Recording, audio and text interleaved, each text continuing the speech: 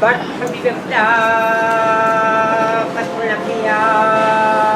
Muhammad wa ali Muhammad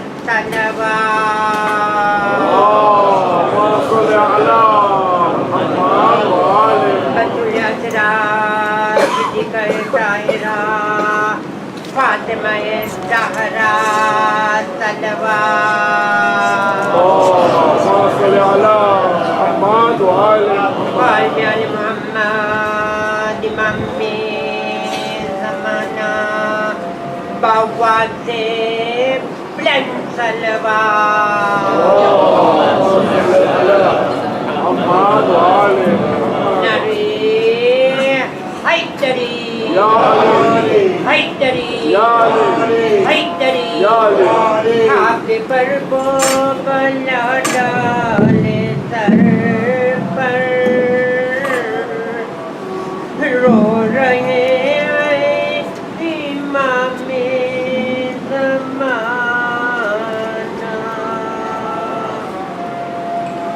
यादगर के लुटे कर का मंजर रो रहे इमाम ज़माना सूरतुल मुबारकुल फातिहा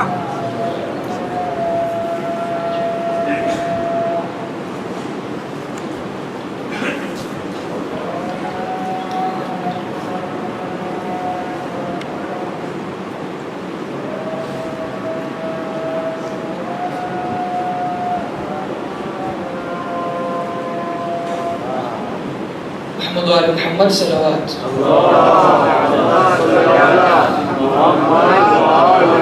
أعوذ بالله من الشيطان الرجيم بسم الله الرحمن الرحيم رب اشرح لي صدري ويسر لي أمري واحلل عقدة من لساني يفقه قولي الحمد لله الذي جعلنا من المتمسكين بولاية سيد ومولاي علي بن أبي طالب عليه السلام اللهم صل على محمد وآل محمد الحمد لله الذي هدانا لهذا وما كنا لنهتدي لولا أن هدانا الله أما بعد يقول الله في كتابه الكريم والفرقان الحميد بسم الله الرحمن الرحيم يا أيها الذين آمنوا اتقوا الله وكونوا مع الصادقين صدق الله العلي العظيم صلوا على محمد وآل محمد اللهم صل على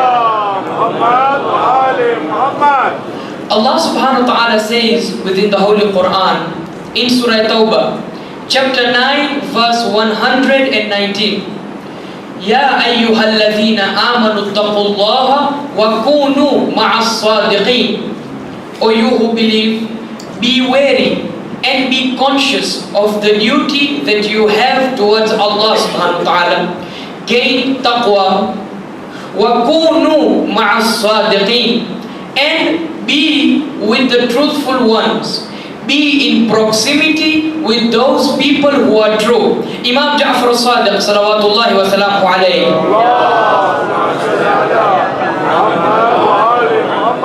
This is there within Allama Majlisi, Allama Baqir Majlisi, a prominent scholar within the Shi'ite faith. In Hayatul Qulub, a book that was authored by Allama Majlisi, Hayatul Qulub, volume 3. Part number 15. Then Imam Sadiq, he says that this verse وَكُونُوا مَعَ الصَّادِقِينَ be with the truthful ones is in reference to Ali Muhammad, the progeny of the Prophet. Further than that, Sheikh At-Tusi, another prominent scholar, within his book Majalis, he narrates another hadith from the 6th Imam, Imam Sadiq. What? That وَكُونُوا مَعَ الصَّادِقِينَ be with the truthful one, the 6th Imam says, is in reference to Ali ibn Abi Talib salawatullahi wa salamu alayhi. And we all know, wherever Imam Ali goes, truth follows him. Further than that, within the book Kamaluddin, another hadith regarding the same verse.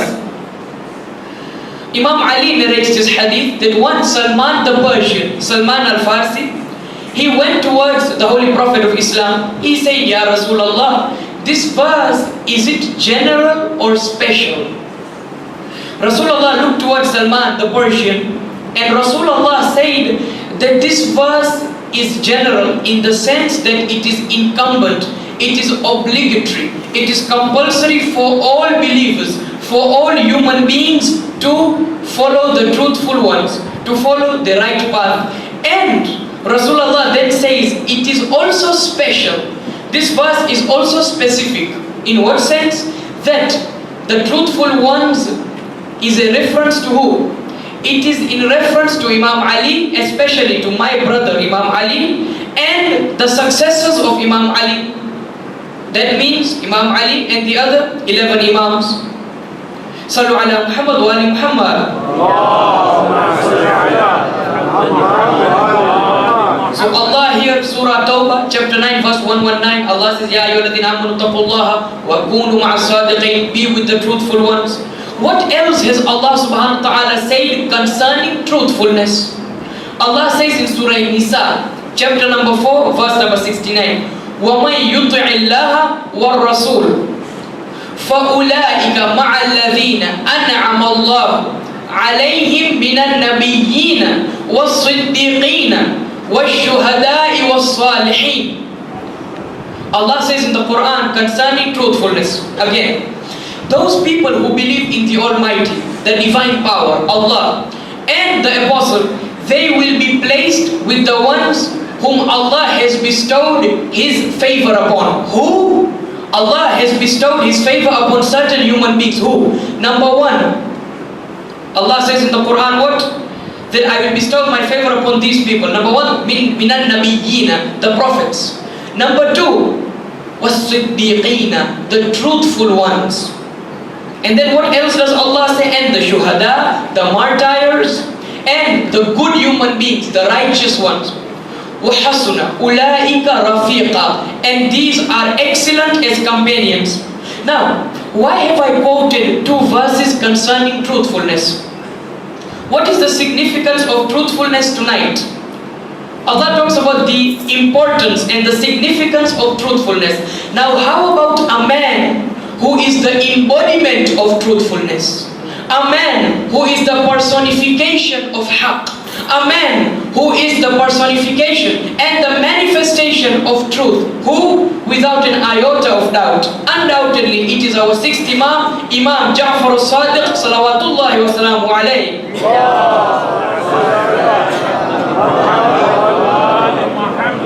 If you want to understand the path of truthfulness, if you want to understand that I am a human being, I want to be a man following the true path, then look at the life of As-Sadiq, the sixth Imam.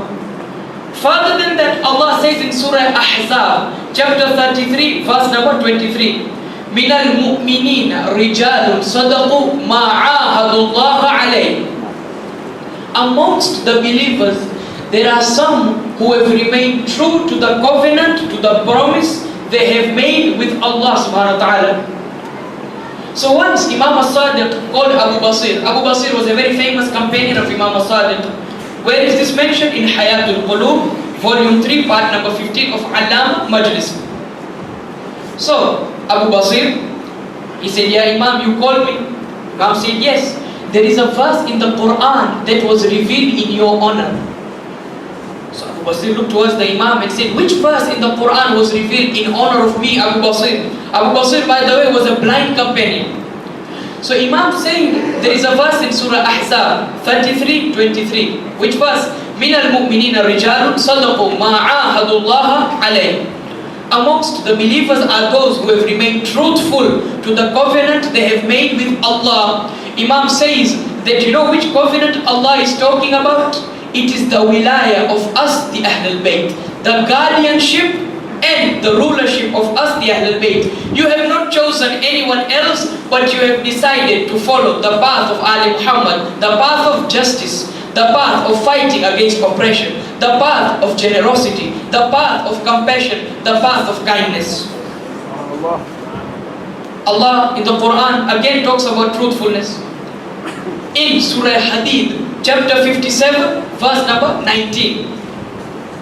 And those people who believe in Allah, and those people who believe in the prophets of God, the Rasul,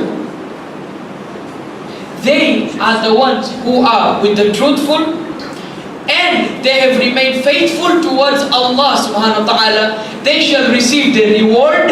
And Sallu ala Muhammad wa ali Muhammad.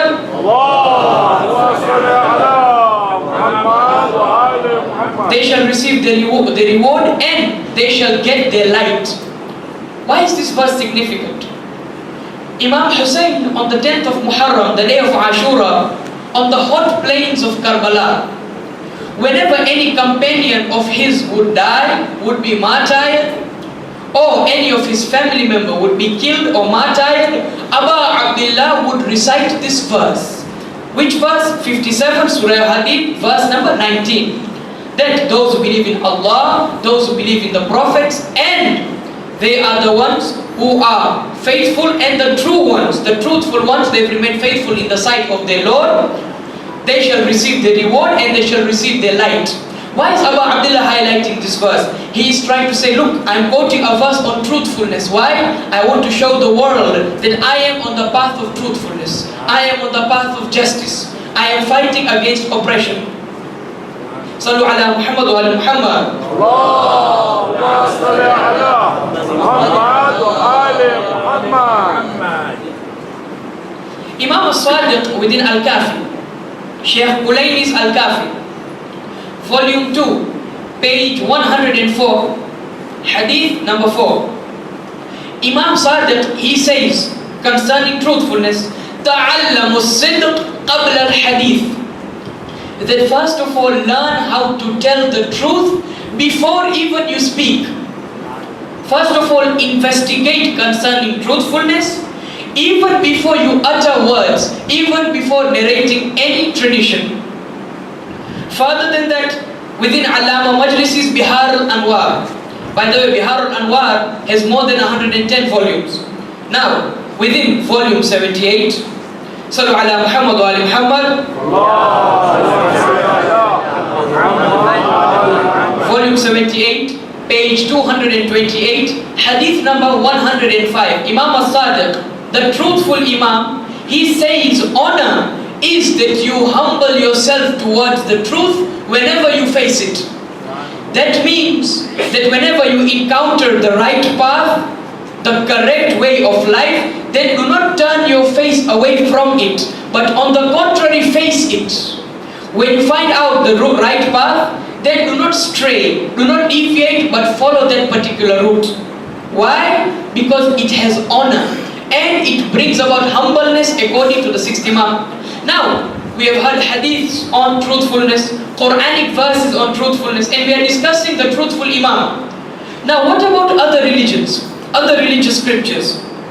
What do they say concerning truthfulness? Now, someone may say, why do you need to quote other religious scriptures? Well, Agha Puya Yazdi, within his tafsir, if you go to the mosque right now, open his tafsir, several verses from the Bible and the Hindu scriptures. Allama Sayyid Sa'id Akhtar Rizvi, in several of his books, he has quoted different religious scriptures. Ayatullah Nasir Makarim Shirazi, in his book, quoted.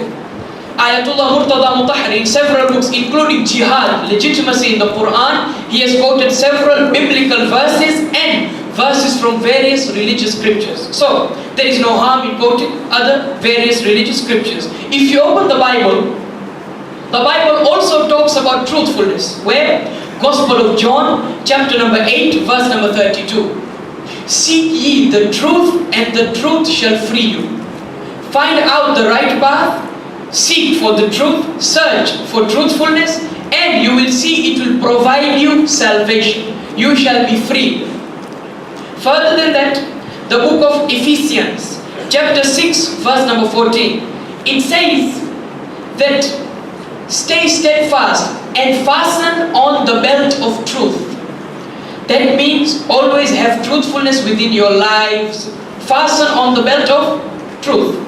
Final verse on truthfulness, several other verses, but I will quote the first epistle of John, Chapter 3, verse number 18. Now the first epistle of John and the Gospel of John, they are two distinct books, two different books, but they are both there present within the New Testament of the Bible. So it says, chapter 3, verse number 18, "O little children." So here the Bible is addressing little children. But of course, it is a verse that should be generally followed.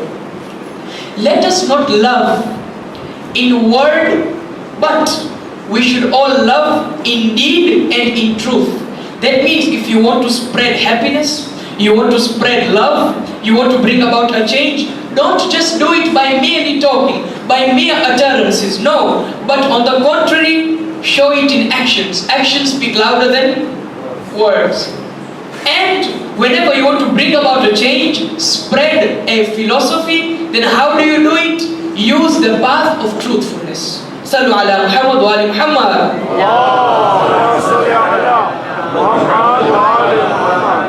And he was once seated with a few of his companions, a few of his friends. This is, by the way, there in Hikayata Shanidani, volume 5, page number 58, and within the tafsir of Nur al-Thaqalayn, volume 3, page 244, and Sheikh Shahnawaz Mahdawi, he writes in his book, Anecdotes for Reflection, part 1, chapter 13, the chapter is concerning faith. So, Imam Sadiq, he looks towards his companions and he asks them a question. What question?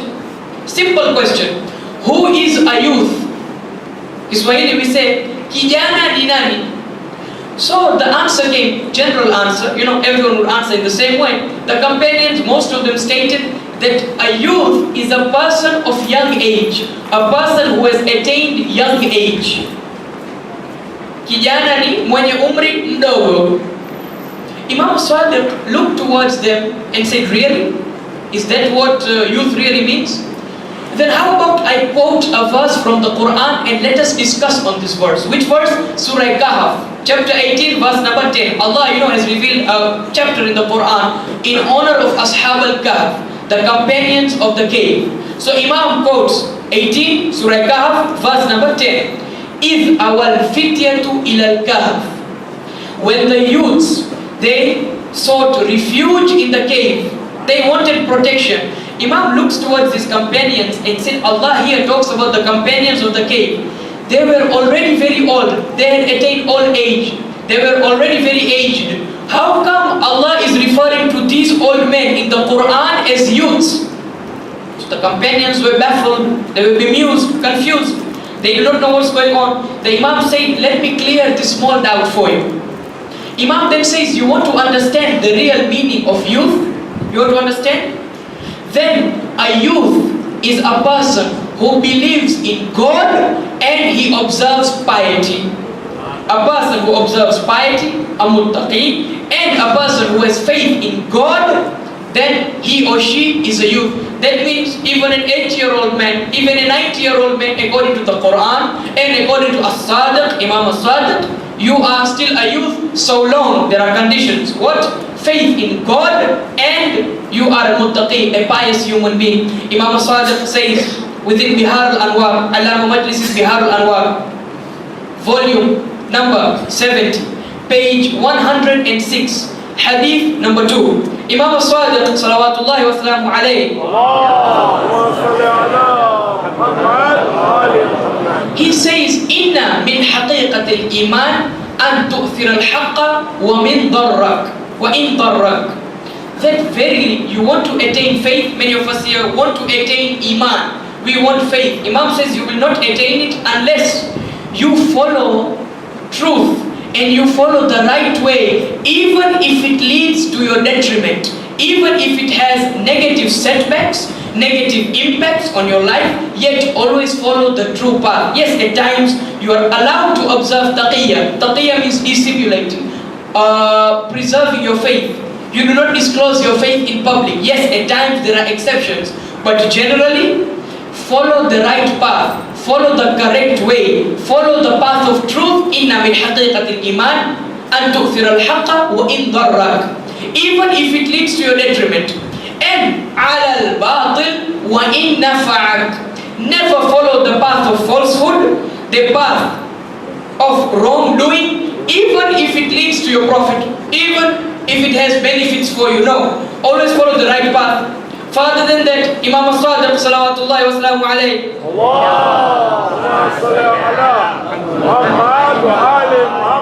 he says, لا يستقبل عبد الحقيقة الإيمان, that a servant can never attain true faith. You will never attain true Iman.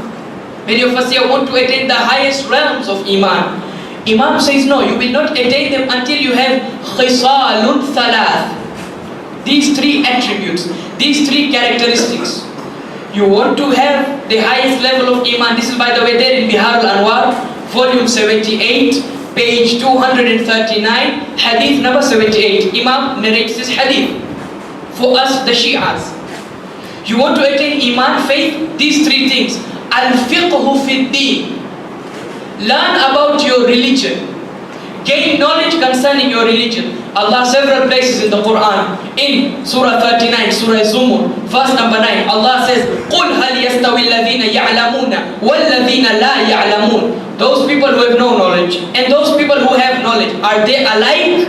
No. Only the men of understanding are the ones who are revered. Further than that, Allah subhanahu wa ta'ala says in Surah Fatir, chapter, Bismillah, Surah Fatir, Ya Allah, Sallu ala Muhammad wa ali Muhammad. So keep quick time to check your phone as well. But by the way, Surah 35, chapter 35, Surah Fatir, verse number 28. Allah says, إِنَّمَا يَخْشَى اللَّهَ مِنْ عِبَادِهِ الْعُلَمَاءِ. The only ones who are conscious of God, the Almighty, the Lord, the divine power, are those who are ulama, the knowledgeable ones. So first, Imam Sadiq in this hadith within Bihar al-Anwar, volume 78, page 239, hadith 78, he says you want to attain Imam, Khisal Thalath, three attributes. Number one, al-fiqhu fi-ddin. Number two, what is number two? A good economical assessment of his life. That means you do not overspend and neither do you underspend. What do I mean? First of all, you look at how much money you are spending, then you will attain true Iman. How come? First of all, you need to check, do I pay my zakat? Do I pay the sadaqah? Do I pay the khums? And do not underspend as well. There are some people who will never spend for their family, who will never spend for the poor in the community, or the poor anywhere. Because Allah in the Quran highlights in several places regarding generosity. Surah 47, Muhammad, verse 38. Ha antum haulai tud'auna litunfiqu fi sabilillah faminkum man yabkhal wa man yabkhal fa innama yabkhal an nafsi wallahu al-ghani wa antum al-fuqara. Then if you do not help others, whom are you harming? Yourself, your own nafs, your own soul. Not that person whom you are not helping out. You are harming yourself. So Allah says in the Quran concerning generosity, Imam Sadiq says, you want to attain Iman, Khisalun Thalath. Number one, learn about your religion. Number two, a good economical assessment of the living expenditures. At times there are some people who underspend. They said, I will continue saving money and I will not even spend for my own family. I won't spend for my own relatives. No, that's the wrong way to interpret saving. Number three, what else? وَالصَّبْرُ عَلَى الرَّزَايَا. That you are patient during sufferings, during trials and tribulations, you are patient. Allah says in the Quran, Surah Ali Imran, chapter 3, right. Verse 200, Allah says, Ya ayyuhalladhina amanu sbiru wa sabiru wa rabitu fattaqullah. What? Oh, you who believe, be patient. Is it enough to be patient? No. Ya ayyuhalladhina amanu sbiru wa sabiru. Excel in patience. Be persistent in patience. So that's number three. You want to attain Iman, these three characteristics you need to possess. Sallu ala Muhammad wa ali Muhammad. So number one, we looked at how Imam highlighted that we need to attain truthfulness and how several religious scriptures, including the Quran, the Bible, talk about the importance of truthfulness. Number two, we also looked at the significance of Iman.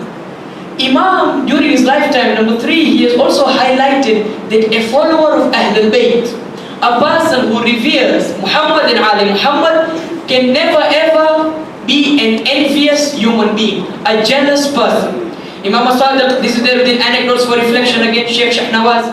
Imam says, beware of envy and never ever be jealous of one another. In fact, there is a hadith within Al-Kafi, Sheikh Kulayni's Al-Kafi, volume 8, page number 8, hadith number 1. Imam Sadiq says, إِيَّاكُمْ أَن يَحْسُدَ بَعْضُكُمْ بَعْضًا. Beware of being jealous in respect to one another. فَإِنَّ الْكُفْرَ أَصْلُهُ الْحَسَدُ. Verily, surely, without an iota of doubt, undoubtedly, the origin, the source of kufr, disbelief, is jealousy. So he narrates a hadith. He says, let me narrate to you a short story.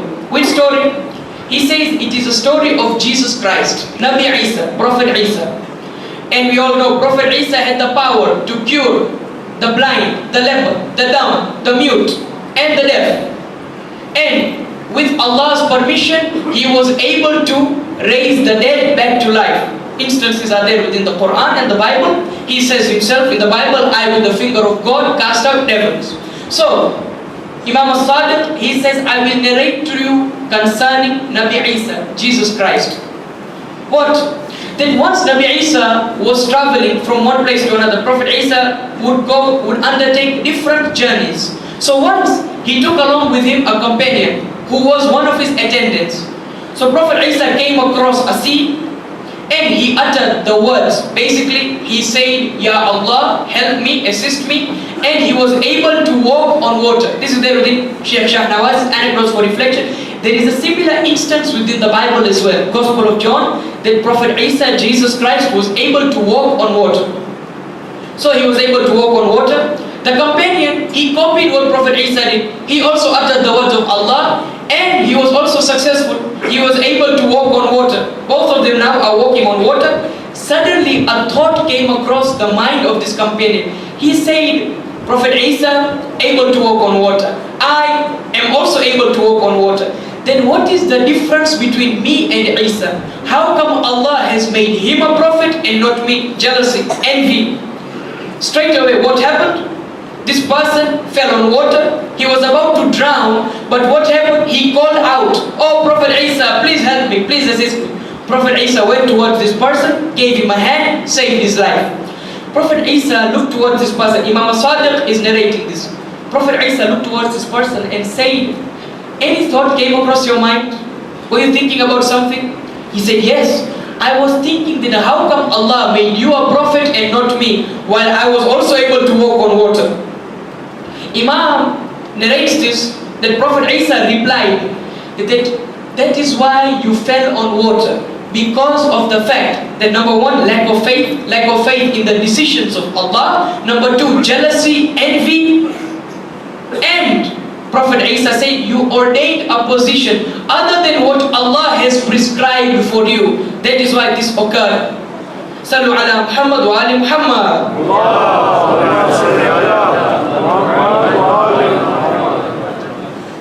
Sallu ala Muhammad wa ali Muhammad. Recite the salawat, please.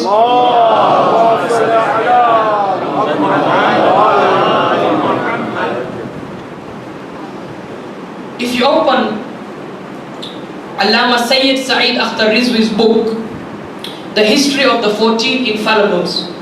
This book was also authored by Dr. Lungarsi.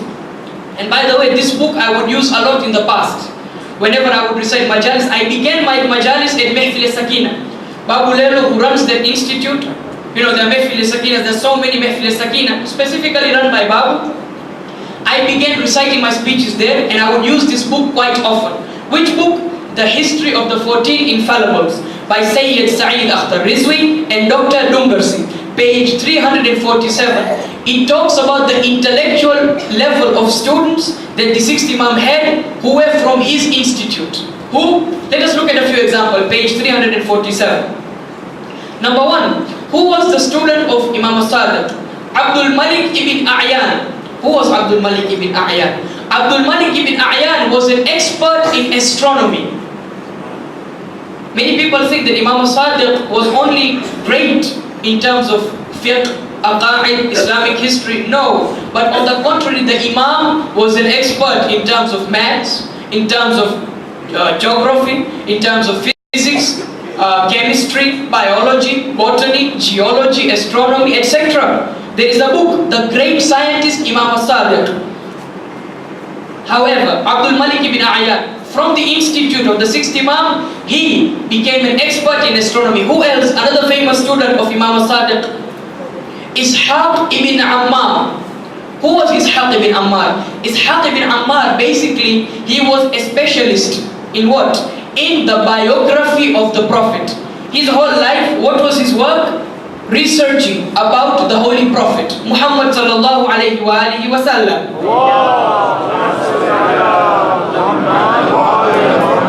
From the institute of the sixth Imam, and many scholars say that his work is very reliable. Who else? Shu'abah ibn Hajjaj, another student of Imam Sadiq. Who was he? He, by the way, is a very prominent person within the Ahl Sunnah world. Many of his hadiths, his traditions are there within the Sahih Sitta, Sahih al-Bukhari, Sahih Muslim, Abu Dawud, Ibn Majah, An-Nasa'i, etc. and Tirmidhi. These 6 books, there are his hadiths. Many of his sayings, he was a prominent transmitter of hadiths. In fact, Imam al-Shafi'i, he says that this person right here, had it not been for Shu'abah ibn Hajjaj, the student of Imam Sadiq, then there would have been no knowledge of traditions within Iraq. Further than that, Imam Ahmad ibn Hanbal, he says that Shu'abah ibn Hajjaj is the embodiment of the Muslim Ummah. That means he is a very prominent and important personality within the religion of Islam. Student of Imam Sadiq. Further than that, Hafs ibn Ghiyas, he became the Qazi, the Chief Justice of Kufa and Baghdad. In fact, he could narrate 3,000 to 4,000 hadiths from memory. Student of Imam Sadiq. However, one of the greatest characteristics of Imam Sadiq was that he was an azadar of Abu Abdullah Imam Hussain salawatullahi wa salamu alayhi.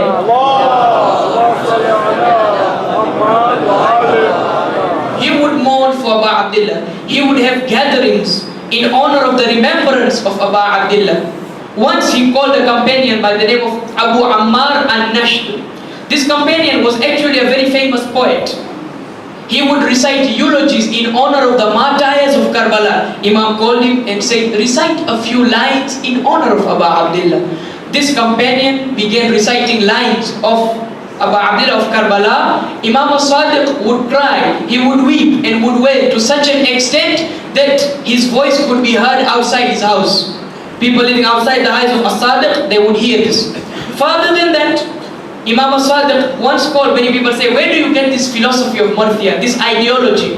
Undoubtedly, this existed during the time of Adam and Hawa. There are several traditions and narrations that state that Adam would recite Marthiyas in honor of Habil, Abel. Imam Sadiq follows this tradition by reciting Marthiyas and eulogies in honor of Abu Abdullah. Further than that, Imam Sadiq once called a companion by the name of Jaffer ibn Affan. Who narrates this? Zayd ibn Shilab. He narrates this, that Imam called Ibn Affan and said, oh Ibn Affan, recite some lines of poetry in honor of my great grandfather Abu Abdullah. Ibn Affan would recite, and then the Imam responded. He stated that, oh Jaffer ibn Affan, do not think that only this gathering, this crowd is hearing and listening to these eulogies, these marthiyas. I beg your pardon, sallu ala Muhammad wa ala Muhammad.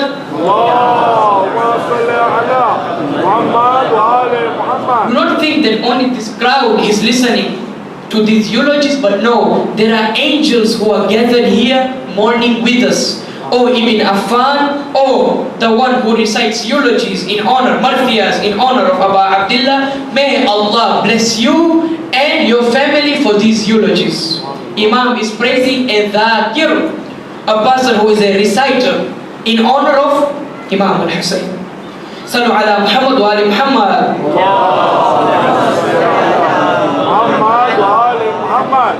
I will conclude my speech with these 3 traditions. Imam Sadiq emphasizes regarding what? The azadari of Abu Abdullah. Now how about the Ziarat of Abu Abdullah? What has Imam Sadiq have to say concerning the Ziarat of Abu Abdullah? What is the status of a Za'ir? the Zuwar of Abu Abdullah, plural Zuwar. If you open Kamil Ziarat, chapter number 49, tradition number 5, narration hadith number 5. A companion by the name of Abdullah, he approaches the Imam, the sixth Imam, and says, what is the least reward one may achieve when one visits the shrine or the grave of Abu Abdullah, Imam Hussain? Imam looks towards Abdullah and says, the least reward, the minimum reward one may attain when visiting the shrine or the grave or even visiting Abu Abdullah is that Allah subhanahu wa ta'ala will protect him or her in this dunya, in this world, and the akhirah, the day of judgment. He or she will have one protector, who? The divine power, Allah subhanahu wa ta'ala. Further than that, if you open Kamil Ziarat, chapter 52, tradition number 1. This is the second hadith that I will narrate to you from the sixth Imam concerning the visitation, the pilgrimage of Abu Abdullah. What? Imam Sadiq, he says, whoever wants to be in the neighborhood of Imam Ali, first of all the Holy Prophet, Imam Ali and Bibi Fatima, then one should not omit the Ziarat of Abu Abdullah. One should not forsake, ignore and abandon the Ziarat of Abu Abdullah. Further than that, the final tradition that I will quote before moving on to the Masa'ib, inshaAllah, Kamil Ziarat, chapter 55, tradition number 1. Imam Sadiq once again narrates that on the day of judgment, an announcer will call out, who are the Zuwar of Abu Abdullah? Who are the ones who visited Abu Abdullah? A large multitude of people, a large crowd would gather and they would say, we visited Abu Abdullah. Then they would be asked, then why did you visit Abu Abdullah? What impelled you to visit Imam Hussain? Was there any purpose? Normally whenever we go for ziyarah, we should have a purpose. Why are we going? Why? Let's say you have a problem with anger. When you return, you manage your anger. You are a person who is not generous. You go to the Ziarat of Abu Abdullah, you look at the hospitality that you get, you return and you become generous. You go there, you are not a brave person, right? You go there, you hear about the bravery and the valor of Abbas, you return and you become a brave person. So Kamil Ziarat, chapter 55, tradition number 1, Imam Sadiq, he says, Sallu ala Muhammad wa ali Muhammad. Allahumma salli ala Muhammad wa ali Muhammad. Tradition 1, that the people will say that we visited Abu Abdullah. Why? Because we had the love of the Panchatan. We had love for Prophet Muhammad, Imam Ali, Bibi Fatima, Imam Hassan, the brother of Hussain, and Imam Hussain. And also, we visited Imam Hussain because we heard about the brutalities and the atrocities that were committed against him. We heard about the oppression that he faced, and we heard about how he fought for the right path, he fought for the truth, he fought for justice. And then they will be told, these people who visited Imam al-Hussain, Imam Sadiq narrates this, that they would be told that here are Prophet Muhammad, Imam Ali, Bibi Fatima, Imam Hassan and Imam Hussain. Join them, for you will be with them in paradise. Bas Mu'minin, 25 Shawwal 148 हिजरी में हमारे छठे इमाम इमाम सादिक ने ये ऐलान किया कि अब मैं तुमसे रुखसत होने वाला हूँ। मंसूर दवानिकी उन्होंने इमाम सादिक को बुलाया, बुलाने के बाद इमाम सादिक को जहर दिया। हम आज जमा हुए हैं ताकि हम इमाम मुसा ने जाफर बाबुल हवाइज को पुरसा देने के लिए आज हम जमा हुए हैं। अस्सलामु अलैका या मूसा इब्न जाफर अहसनल्लाहु लकल अज़ा फी अबीका जाफर इब्न मुहम्मद। हाँ मुमिनीन, इमाम सादिक के ज़माने में अज़ाए हुसैन का एहतराम हुआ करते थे। इमाम खुद ज़िक्र हुसैन करते थे, इमाम भी रोते थे, मजमा भी रोता था। एक मर्तबा इमाम सादिक जिक्र हुसैन कर रहे थे, उन्होंने एक सहाबी की तरफ मुखातिब करके यूं बेने खराश करने लगा। इमाम सादिक ने फरमाया, ए सहाबी आप जिक्र हुसैन में क्यों नहीं रोते? सहाबी ने फरमाया, या इमाम क्या ऐसा हो सकता है कि मैं जिक्र हुसैन, गमे हुसैन حسین میں گریا نہ کروں. امام صادق نے فرمایا ایسے گریا کرو جیسے میری دادی فاطمہ چیخیں مار کے گریا کرتی ہے. بس مومنین, امام صادق نے اپنی بیٹیوں کو بلایا. آخری لمحے ہیں ہمارے چھٹے امام کے. انہوں نے اپنی بیٹیوں کو بلایا. نہ جانے کس انداز سے محبت کیا, نہ جانے کس انداز سے پیار کیا, لیکن میں ہاتھ جوڑ کے کہوں گا کہ مولا یا امام صادق چلے ہم کربلا کی طرف چلتے ہیں. ایک باپ گھوڑے پہ سوار ہوئے, امام حسین اسب باوفا پہ سوار ہوئے. انہوں نے فرمایا مجھے میدان کی طرف لے جا, مجھے مقتل کی طرف لے جا. لیکن جانور نے انکار کیا, ذوالجناح نے انکار کیا. امام نے فرمایا جانتا ہے کہ تم بھی 3 دن کا پیاسا ہے, اور میں آپ سے کہنا چاہتا ہوں کہ یہ آخری سفر ہے. پھر بھی جانور نے چلنے سے انکار کیا. جانور نے زمین کی طرف نگاہ کی, زمین کی طرف دیکھا. ابا عبداللہ نے بھی زمین کی طرف دیکھا, زمین کی طرف نگاہ کی. کیا دیکھا ابا عبداللہ نے؟ 4 سالہ بچی گھوڑے کی ٹانگوں سے لپٹی ہوئی ہے اور فرما رہی ہے کہ اے ذوالجناح خبردار میرے بابا کو نہ لے جاؤ. این عمنا العباس, چچا عباس کہاں ہے؟ چچا عباس گئے واپس نہ آئے, بھیا اکبر گئے واپس نہ آئے, بھیا قاسم گئے واپس نہ آئے, بھیا اصغر بھی گئے واپس نہ آئے. خبردار میرے بابا کو نہ لے جاؤ. امام حسین نے سکینہ کی طرف دیکھا, سکینہ نے امام حسین کی طرف دیکھا. فرمایا روایت میں منقول ہے, روایت میں ہے, روایت میں یہ ملتا ہے کہ بی بی سکینہ نے امام حسین کی طرف دیکھا, اپنے بابا کی طرف دیکھا. فرمایا کیا ایسا ہو سکتا ہے کہ آخری مرتبہ آپ کے سینے میں سو لوں؟ بس مومنین, آئیے امام صادق کے زمانے میں واپس چلتے ہیں. امام صادق اس دنیا سے رخصت ہوئے, شیعہ یتیم ہو گئے, لیکن امام صادق کو غسل دیا گیا, امام صادق کو کفن ملا, امام صادق کو دفن دیا.